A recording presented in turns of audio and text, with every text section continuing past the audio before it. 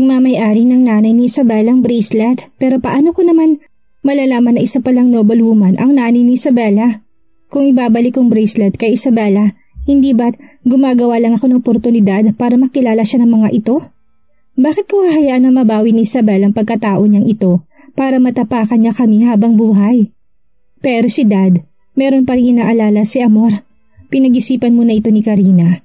Marahil hindi ito alam ng dad mo, kaya wag mong hayaang malaman niya ito. O ng lola mo, Amor. Dalhin mong bracelet at kausapin mo si Madam Lugario. Humanap ka ng paraan para maitago ang nakaraan mo hanggang sa makakuha ka ng pagkakataon na makalapit sa mga Delor, ha? Makukuha mo lahat ng gugustuhin mo kapag nakuha mong lugar ng babaeng yun sa pamilya niya. Sanay na si Karina sa hirap simula nung bata pa siya. Kung hindi niya nakilala si Sandro, nakatira pa rin siya sa isang maliit na kubo na malayo sa lungsod. Ayaw niya maging katulad niya si Amor. Kahit na alam niyang ang kayamanan ng mga Taylor ay hindi gagawing sobrang yaman si Amor, kahit papaano ligtas at maayos ang kanilang pamumuhay. Kumakyat ni Amor ng matagumpay ang social ladder balang araw. Natural lang na matatamasa niya rin ang mga benepisyo nito bilang ina ni Amor. Tungkol naman kay Sandro at Mom, imposibleng hindi ko sila maloloko. At ilang taon pang mabubuhay si Mom. Kapag pumano na siya, hindi ba't lahat ng ari-arian ni Sandro ay mapupunta sa anak ko kung magsisilang ako ng anak na lalaki? Kapag naging anak ng nobility si Amor, tutulungan niya ang nakababata niyang kapatid. Doon na may tuturing na kompletong buhay ko. Nagangalit ang mga ngipin ni Amor. Oo, mas mababa nga ako kay Isabela. Palagi akong inaapi dahil anak ako sa labas. Kung hindi na bumalik ang bruhang yun sa Sklokova, kasama na 3 niyang bastardong anak, siguradong ako na magiging Mrs. McBride. Dahil inagaw ni Isabela ang lalaking para sa akin, huwag niya ako sisihin sa pag-agaw ko sa pagkatao niya. Bumalik naman si Peter sa academy at pinuntahan ng batang lalaki. Katulad ng inaasahan niya, nakita niyang bata mula sa pinto ng classroom. Nakaupo ito sa harapan ng piano tumutugtog para sa mga music students ng kanyang klase. Sumandal si Peter sa pinto at pinanood ang buong eksena. Kamukhang kamukha ng batang nakita niya sa Michelin restaurant at ang batang nasa harapan niya ngayon. Pero nang tingnan niya ito ng mabuti, meron nga silang pagkakaiba sa kilos nila. Ang batang nakita ko sa restaurant ay seryosong mga mata, matapang din tingnan at nakakatakot ang dating. Ang batang lalaki naman na nakaupo sa harap ng piano ay napakatalino at tuso. Mr. Lugario, bakit ka narito? Lumapit ang music teacher sa kanya.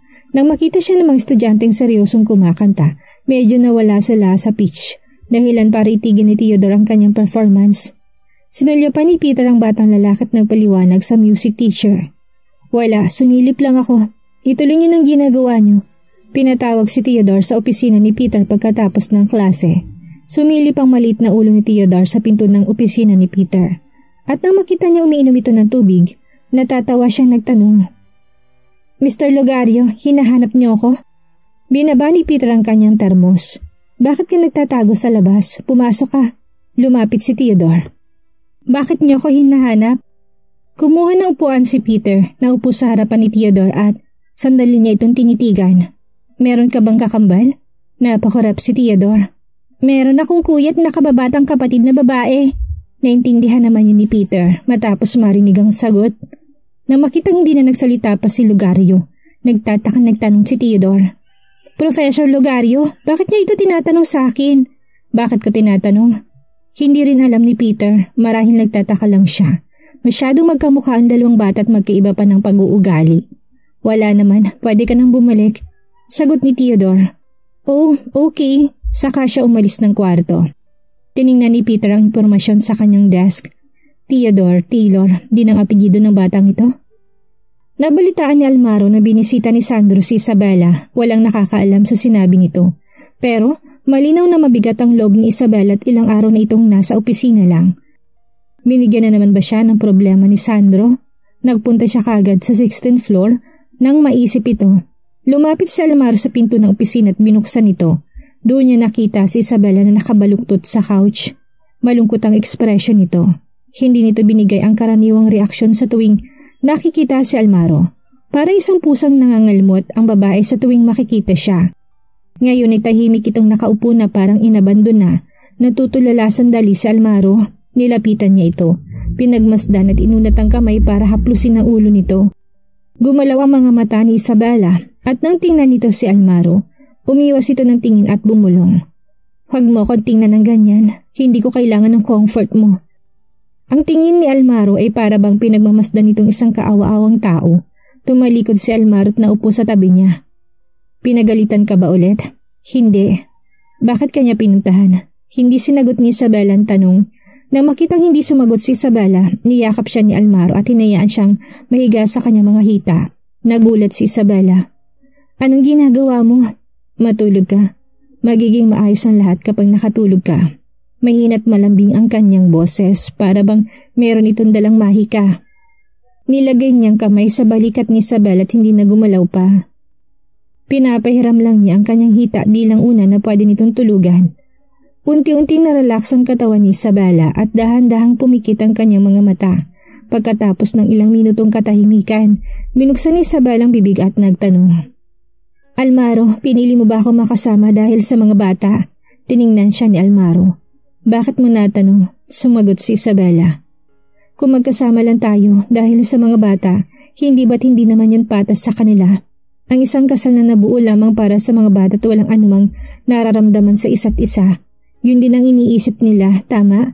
Hindi yun ang dahilan ko. Magaang sagot ni Almaro. Nakatitig si Almaro kay Isabela nang humarap ito sa kanya. Kaunti lang bang tiwala mo sa sarili mo? Ilang segundong natulala si Isabela. Wala ba akong tiwala sa sarili ko? O wala akong tiwala sa kasal? O dahil ba wala kang tiwala sa akin? Tanong ni Almaro. Nagulat naman si Isabela marahil sa gulat niya mula sa mga sinabi sa kanya ng kanyang ama kanina. Hindi alam ni Isabela kung anong dapat niyang paniwalaan ngayon. Pinagmasdan ni Almaro ang babaeng nakahiga sa hita niya at dismayadong ngumiti. Mukhang matatagalan pa bago ako magkaroon ng official wife. Mabilis na umupo si Isabela at nagtanong. Bakit napakawalang hiya mo? Ngumiti si Almaro at niyakap si Isabela. Dahil mas gusto kita kaysa sa prestige. Namula mga pisngi ni Isabela, nainis niyang tinulak palayo si Almaro. Lokohin mo sarili mo. Huwag kang mag-isip ng kabastusan. Bitawan mo na ako. Nang makitang bumalik na ito sa normal nitong sarili, napangiti na lang si Almaro at hindi na nagsalita. Anong kabastusan naman ang maiisip ko? Ang gusto ko lang ipakasalan siya, hindi ba't napakaganda ng plano na yon? Sasampalin siya ng sapatos ni Isabela kung alam nitong iniisip niya. Mabuti na lamang ay merong kumatok sa pinto. Tumakas sa mga kamay niya si Isabela, tinignan siya ng masama at tumayo para buksan ang pinto. Nakatayo sa labas ng pinto si Sam at sumilip sa opisina. Nandito ba si Mr. McBride? Tumayo si Almaro, lumapit sa likuran ni Isabela at matalim na tiningnan ang lalaki sa labas ng pinto. Sa pagsira ng atmosphere, magaling ang lalaking ito. Mr. McBride, tinawagan kayo ng via video call. Ni Mr. McBride Sr., importante daw po. Bumalik sa opisina niya si Almaro.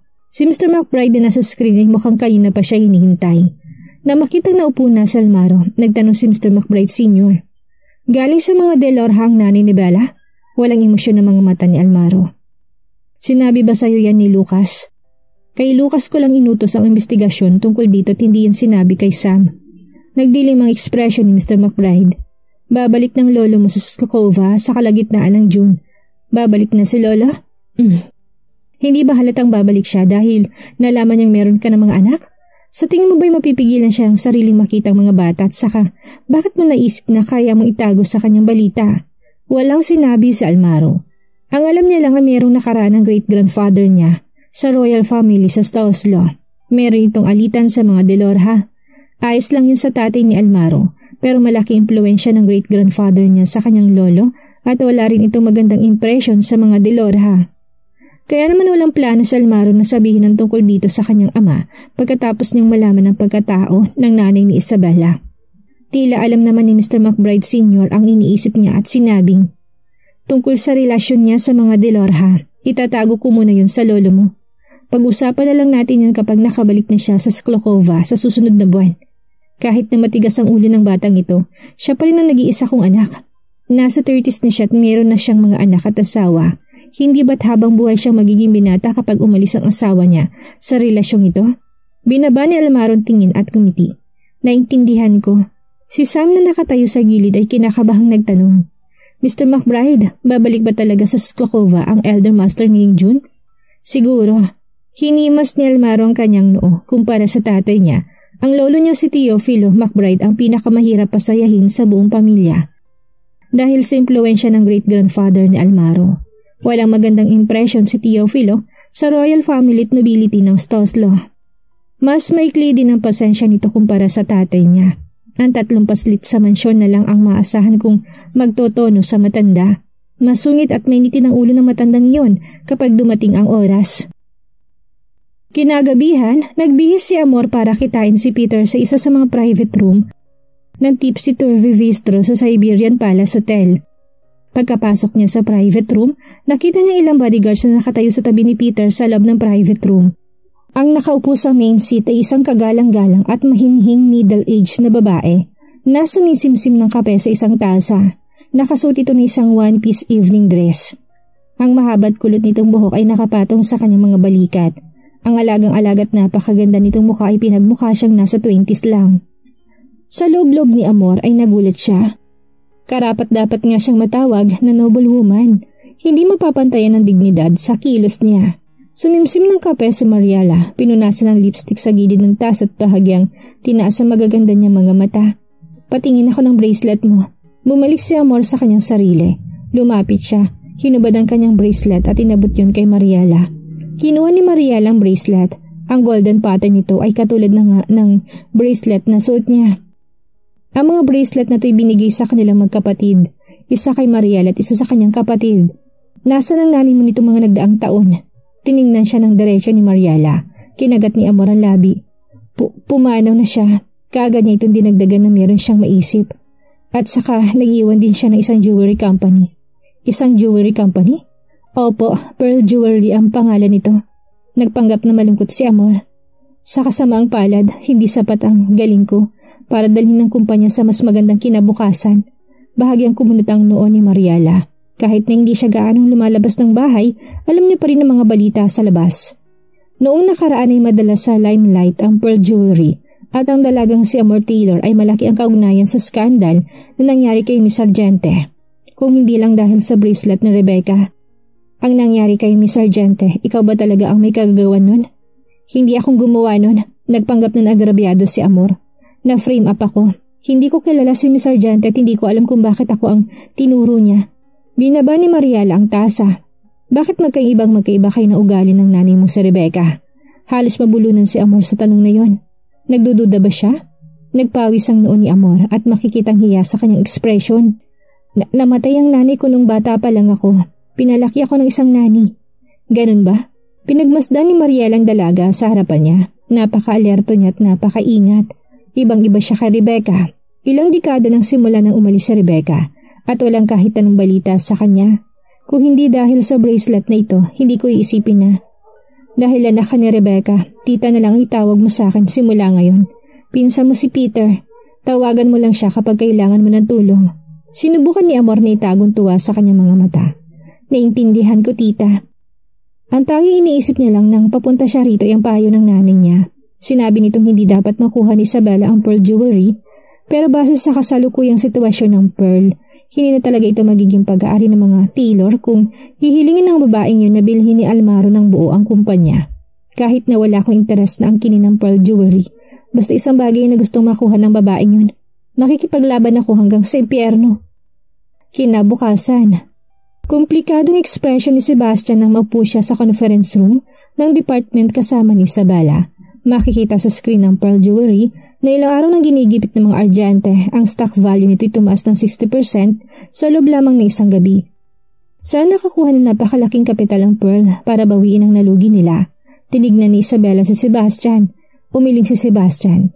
Hindi ko rin alam. Hindi lang ito nabayaran ng nalugi ng Pearl pero binigyan din sila nito ng napakalaking kapital.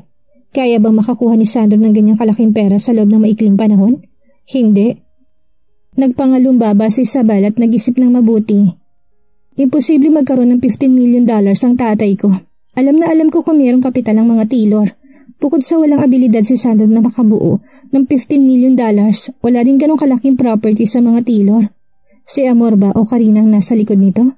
Saan sila nakakuha ng napakalaking pera? Nag-isip si Sebastian at nagtanong. Meron kayang tumutulong sa kanila ng palihim? Hindi maipaliwanag ng malinaw ni Isabela lahat ng detalye. Yun lang ang posibleng paliwanag. Pero dahan-dahan siyang tumayo. Pinatong niyang mga kamay sa mesa at bahagyang tumaas ang pula niyang mga labi. Mas nagiging interesante ng sitwasyon. Bella, nang makita niyang tumatawa si Isabela, hindi mapigilan si Sebastian na mag-alala ng konti. O lumingon siya kay Sebastian at sinabing, oras na para kausapin ulit si Franco. Gusto kong makita kung sinong lihim na tumutulong sa mag-ina. Sa ngayon, si Madam Taylor at Karina ang pinakamasaya at pinaka-proud na miyembro ng mga Taylor sa nalaman nilang balita, lalo na si Madam Taylor na buong paghangang pinagmasdan si Amor. Amor, meron ka palang kilalang ganyan kayamang kaibigan, $50 million. O si Mr. McBride bang nagbigay nun sa'yo? Nagbagong trato ni Madam Taylor kay Amor. Nang malaman na malapit ito kay Mr. McBride, ngayon nakalikom si Amor ng $15 million para maalis ang Pearl.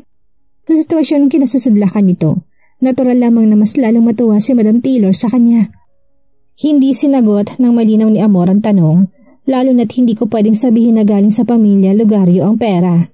Hindi ba't mabubuko ako kapag binisita ng matandang ito ang pamilyang Lugario? Lola, pwede na kayong mag-relax ngayong bumalik na sa dati ang Pearl. Bakit hindi ako magre-relax? Nasa mga kamay mo na ang Pearl ngayon. Nakangiti si Madam Taylor habang hawak ang kamay ni Amor. Kinuha ni Karina ang pagkakataon para magsalita. Siyempre, si Amor ang lucky star ng pamilya natin. Kapag nakilala na siya, pwede niyo nang enjoyin ng payapa ng buhay niyo. Nag-i-enjoy si Madam Taylor. Sinong hindi hihilingin na maging matagumpay ang kanilang anak balang araw? Hindi maganda ang takbo ng negosyo, kaya kailangan niyang umasa sa apo niyang lalaki. Pero nakakadismaya lang ito. Hindi ba't nagpunta siya sa Bashforge para sa Pearl? Hindi siya nadismaya sa pupunta niya sa Bashforge. Kahit na dahil ito sa apo niyang babae at hindi sa apo niyang lalaki, sulit pa rin ito. Maganda sana kung kasing galing ni Arya si Amor. Nilipat ni Madam Taylor ang topic papunta kay Arya na nakaupo naman sa couch. Sa lusog na rin nananatili si Arya ngayon, pero hindi pa siya sinasama ni Amor para makipagkilala sa mga mayayamang pamilya. Hindi siya masaya rito, pero ngayon kinukumpara siya ng lola niya kay Amor, mas lalong suma ang loob niya. Pero kahit ano pang gawin niya, mas malala pa rin naman sa kanyang pinsan niyang si Isabela, tama? Hindi na nagpakita ang pinsan niyang iyon dahil pinalayas na ito sa pamilya. Hindi kasing galing ni Arya si Amor, pero mas magaling siya kaysa kay Isabela. Lola, alam kong isasali mo ko dito.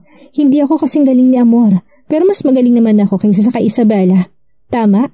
Pinahiya si Karina at Amor nang sinabi ni Arya. Hindi sila ininsulto nito, pero ganun pa rin ang nararamdaman nila. Mabuti sana kung si Isabela lang ang ininsulto niya, pero sumama ito nang gamitin pa siya sa pagkukumpara. Sina Karina at Amor lamang ang nakakaalam ng nagawa lang nilang makakuha ng pera sa pamamagitan ng pagpapanggap bilang si Isabela, pero kailangan pang banggitin ni Arya na mas magaling siya kaysa kay Isabela. Hindi ba't ibig sabihin lang nito hindi may kukumpara si Amor kay Arya kung wala ang bracelet at status niya ngayon? Walang sinabi si Madam Taylor, mas gusto niya na si Arya kaysa sa walang kwenta niyang apo na si Isabela. Kahit paano sumusunod si Arya sa kanya. Sa sandaling ito tumawag si Franco at nagpunta naman si Amor sa balcony para sagutin ang tawag. Natuwa si Amor sa sinabi ni Franco. Sigurado ka? Sinabi ni Isabela na ipapa-auction nila ang mga designs niya sa summertime auction sa susunod na 3 araw at sinabi siyang pinakamataas na bid. Nagliwanag ang mga mata ni Amor nang kumpirmahin ni Franco ang balita. Binayaran niya si Franco ng $1,600,000 para mag-design para sa kanya. Kung hindi dahil sa collaboration ni Crystal at Isabela para pabagsakin siya. Nakapasok na siya sa business, pero maswerte siya. Kahit na hindi siya makapasok sa jewelry business, meron siyang pagkakataon na maging isang noble. Si Isabela ang magiging pinakamataas na bidder sa auction? Bakit palalagpasin ni Amor ang pagkakataong ito? Oras na para lumaban siya. Meron siyang naisip at sinabing, Franco, alamin mo kung ipapa-auction niya at humanap ka ng paraan na makakuha ng kapareho nun. Maglagay siya ng eksaktong replika bago pa man ilabas ang item ni Isabela sa auction at saka niya ito pagbibintangan ng plagiarism. Nananabik na si Amor na malaman kung paano makakaligtas sa business ang isang international jewelry designer pagkatapos nito. Paglipas ng 3 araw. Nagsimula ang Summerton auction ng eksaktong 7 p.m. Pumasok ang mga buyers sa auction hall, suot ang kanilang masquerade mask na binigay ng mga ushers. Bukod sa mga high-value jewelry, Nagpapa-auction din ang Summerton Auction ng mga antiques at legal na lahat ng transaksyon. Hugis bilog ang auction hall na mayroong tradisyonal na kahoy na estruktura, vintage at klase ang dating nito. Merong grand hall at VIP rooms sa unang palapag. Meron ding 6 na VIP rooms sa unang palapag na merong matataas na bintana. Kitang-kita mula ditong auction stage sa grand hall. Para makapasok sa VIP rooms, kailangan meron kang mataas na social standing status at net worth na aabot sa $150 million. Lahat na magiging patron ng Summerton auction ay kailangan merong malalim na mga bulsa. Sinuot ni Isabel at Sebastian ang kanilang mga masquerade mask at pumasok sa hall. Nakasuot sa Isabela na isang high-collared white dress at nakatali ang kanyang buhok. Bagay naman sa kwalyo niyang kanyang tassel earrings na gawa sa sequins. At ang fitted waistline niya ay pinapakita ang kanyang sexing bewang. Kasabay niya maglakad sa Sebastian papunta sa kanilang mga upuan sa Grand Hall. Tiningnan ni Sebastian ng mga taong nakamaskar at nagtanong, "Sigurado ka bang magpapakita si Amor ngayong gabi?" "Pupunta siya." Binalita ito ni Franco kay Amor at binigay pa ni Franco ang design niya para sa item na ipapa-auction niya para tuluyan na niyang mapabagsak si Amor. Kung merong gagawing plagiarizer si Amor, sarili niya yon. Hindi na nakakagulat ang pagdating ni Amor. Kahit sa susot na masquerade mask, alam kaagad nila kung sinong isa't isa. Masayang lumapit si Amor sa kanya. "Nandito ka nga talaga." Hindi nagsinungaling si Franco sa kanya. "Narito ka rin para magsaya?" Nang makitang nakangiti pa rin si Isabela, humalakip-kip si Amor at suminghal. "Nandito ako para sa auction pero gusto ko rin kitang palalahanan na meron pang oras para umatras ka kung ayaw mo masaktan sa huli." Suminghal si Isabela at sinabing, "Hindi pa natin alam kung sino mo masasaktan." "Isabela, huwag ka muna magpakampante." Nagngalit ang ngipin ni Amor. "Bakit ang arogante pa rin ng babaeng ito? Maghintay ka lang." Si Isabela ang iiyak sa huli. Isang bodyguard na nakaitim ang naglakad papalapit sa kanya. "Miss Amor, hinihintay kayo ni Mr. at Madam Lugario sa VIP room sa itaas." Mayabang na inayos ni Amor ang kanyang buhok na marinig niya yon, saka ngumiti kay Isabela. "Mauna na ako, pupunta ako sa VIP room sa itaas." "Mag-enjoy kayo sa upuan niyo dito." Naglakad siya suot ang kanyang high heels kasunod ng bodyguard. Kumunot ang noon ni Isabela. Napalingon si Sebastian. "Mr. at Madam Lugario, paano nangyari yon? Ang pamilya Lugario ang tumutulong sa kanila? Bakit sila makikilala ng pamilya Lugario?" Nagtataka rin si Isabela pero babawiin niya lahat kay Amor ngayong gabi kahit na sino pa man ang sumusuporta sa kanya. Isang hostess na nakasuot ng long gown ang lumapit. "Dear guest, merong tao sa VIP room ang inimbita kayong samahan siya." Nagkatinginan sina Isabel at Sebastian. Nagtanong siya. Professional na ngumiti ang hostess at sumagot, "Pasensya na, sinabi sa amin ng VIP na huwag sabihin ang impormasyon niya. Malalaman niyo rin kung sasama kayo sa akin." Tumayo si Isabel at Sebastian at tumalis kasama ang hostess. Sumimangot si Amor na makita niyang papunta sila sa unang palapag. Narinig niya ang unang palapag ng auction hall ay para lamang sa mga taong matataas ang social standing. Si Almaro ba yun? Kinagat ni Amor ang labi nang maisip yun. Dudurugin niya si Isabela sa harapan ni Almaro ngayong gabi. Dinala sila ng hostess sa storeroom at nakita nilang 4 na bodyguard na nakatayo sa likod ng pinto. Napaisip si Isabela kung si Almaro bang nasa loob. Pero ibang anino nito. Nasurpresa si Isabela nang paunti-unting tumalikod ang lalaki. Hindi nakasuot ng maskarang lalaki. Naningkit ang mga mata nito habang matamis na nakangiti. "Malinaw pang mga mata ko't nakikilala kita." Ngumiti si Isabela. "Si Darius Bolton." Lumapit si Isabela sa bintana at pinagmasdan ng mga tao sa ibaba. "Bakit ka nandito? Interesado ka rin ba sa mga jewelry auction?" Bihirang lumabas sa publikong big shot bukod sa party noong nakaraan. Kahit ang mga tao sa industriya hindi siya nakikita, lalo na sa mga ganitong events. Nakakasorpresa talaga ang presensya niya sa Summerton auction. Ngumiti si Darius. "Kakatanggap ko lang ng isang script tungkol sa mga jewelry companies at gusto ko matuto. Nabalitaan ko ang jewelry designer ka rin. Kaya nagpunta ako dito para makita ka at kung meron ako makukuha." "Salamat sa papuri, Mr. Bolton." Nilapat ni Darius sa mga braso niya sa railings na nasa harap ng bintana at saka tinignan si Isabela. "Hindi mo kailangang maging formal. Tawagin mo na lang ako sa pangalan ko." Ngumiti si Isabela pero hindi sumagot. Nakatuon ang mga mata niya kay Darius. Malinaw na siyang idolo ng bansa. Meron itong charm na mas mapapansin mo mula sa malayo. Si Darius lang ang makakapantay kay Almaro McBride pagdating sa itsura o background sa Bash Burge. Napanood niya ng ilan itong pelikula. Natural actor ito at napakagaling ito magdala ng anumang karakter. Mapabida man o kontrabida, wala ito naging pangit na publicity simula nang pumasok sa industriya. At tanging balita lang tungkol sa kanya tungkol sa mga karakter na inaarte niya. Nandito ka ba para bumili ng alahas? Lumingon sa kanya si Darius, umiling si Isabela. Kabaliktaran, nandito ako para ipa-auction ang mga design ko. Seller ka pala? Interesado si Darius. Aabangan ko mga designs mo. Natigilan si Isabela. Hindi niya matatawag ang sarili na kaibigan ni Darius. Nagsayaw lang sila sa party. Kung malalaman ito na fans niya, babalatan siya ng buhay ng mga yon. Nagsimula ng auction. Pinutunog ng auctioneer sa stage ang bell. Ang unang item na pina-auction isang pares ng hugis. Ang may panihikaw na gawa sa pigeon blood rubies. Louis Jewelry ang seller. Sa mga devices lang kailangan magbid ng mga bisita at makikita naman ng mga presyo sa malaking screen sa auction hall. Ang pigeon blood rubies ang pinakamaganda sa lahat ng mga rubies.